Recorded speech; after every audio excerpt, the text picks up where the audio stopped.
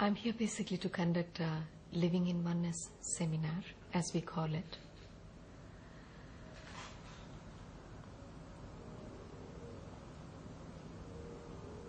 The seminar is about helping people live more totally, more completely, more happily in whatever they're doing, in whichever place of life they're presently located. It's a 3-day journey wherein there's a great deal of learning about the universal principles that govern human existence, intermittently going through varied processes, that is, internal journeys, and also learning certain practices that people could take back home that would help sustain the learning they have received and in fact take their learning to a higher place. So that's how the journey goes.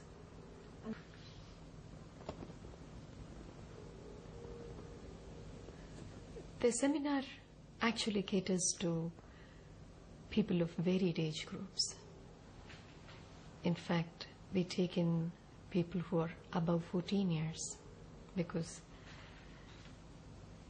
anybody who is able to observe, anybody who is able to reflect can go through the seminar.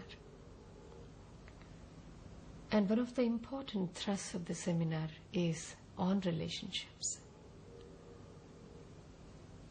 Relationship with one's partner, relationship with one's parent, relationship with one's children. All of this basically beginning with one's relationship to oneself. Because unless our relationship with ourselves is healed, there's no way we can bring this healing into any other relationship. So is it possible that we can bring non-judgmental awareness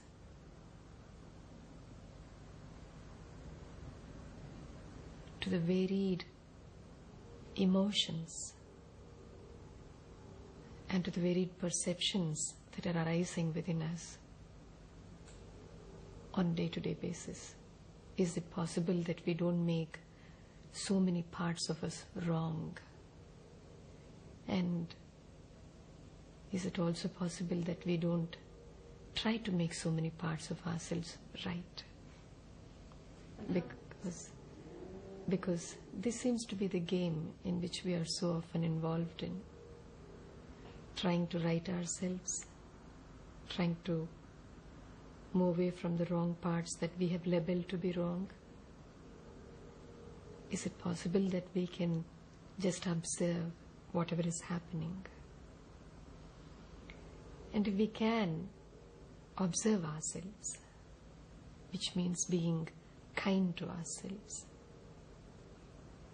being compassionate to ourselves, we bring the same quality to every other relationship. Basically, there's so much of resistance to whatever is happening within us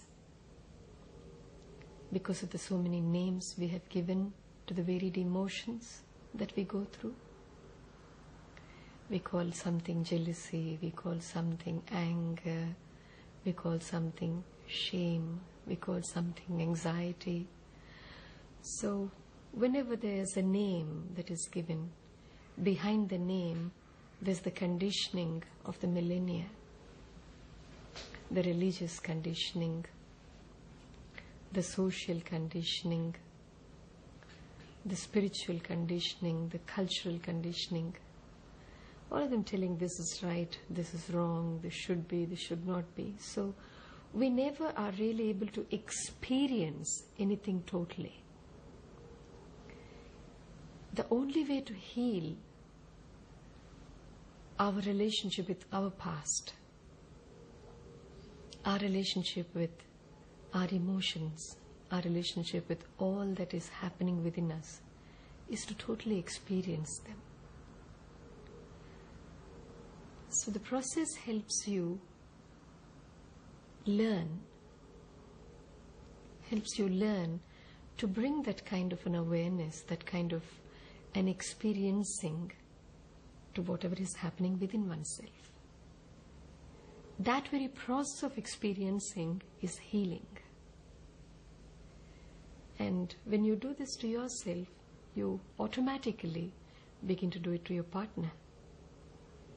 You automatically bring the same experiencing to your parent, to your child, to your friend, to your work, everywhere for that matter.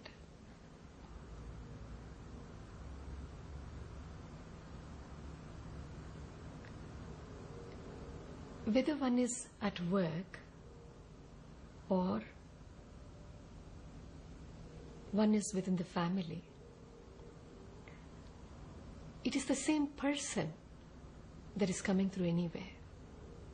Whether it is in terms of your relationship with your colleagues or with your superiors or with the people who are working in your guidance, it is the same person, same pain, same anxiety, same ambition, same desire, same fragmented self, or one who has come to total acceptance and awareness of oneself.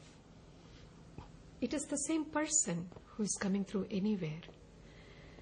And the stress that people feel in terms of their work usually is most often not about having to do so many things, because the human being is capable of doing a lot.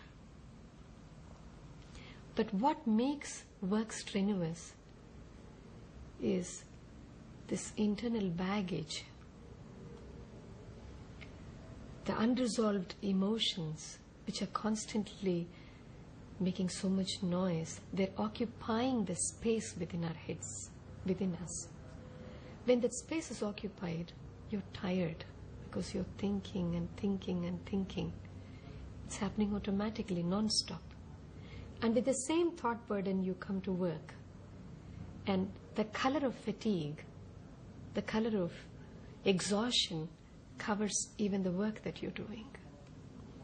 So you're not able to bring in any creativity. You're not able to bring energy that is required. The most you're able to bring in is ambition, which probably has its roots in fear and comparison.